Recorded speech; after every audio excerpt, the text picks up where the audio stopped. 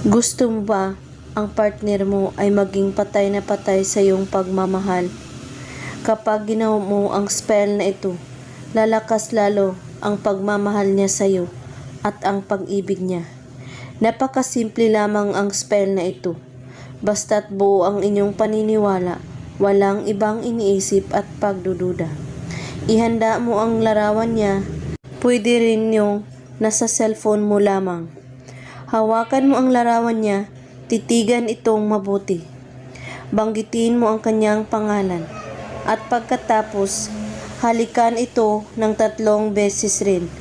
Habang nakapikit ang iyong mga mata at habang iniisip sa iyong isipan na talagang hinalikan mo siya.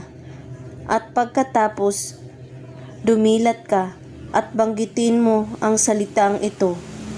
Zor, Iklodor, Abraxas, at ramdamin mo ang pag-ibig sa taong ito. At pagkatapos, banggitin mo ang kanyang pangalan at sabihin mo, ikaw ay lalapit sa akin.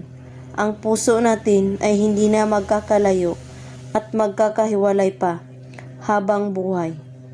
At pagkatapos, itago mo ang larawan niya at matulog na kayo. Gawin ito kahit anong oras at araw, basta't bago kayo matulog sa gabi at buo ang inyong paniniwala sa paggawa, walang ibang iniisip at pagdududa. At kung may katanungan po kayo ay magko-comment lang po sa ibaba. Maraming salamat sa panonood. May God bless us all.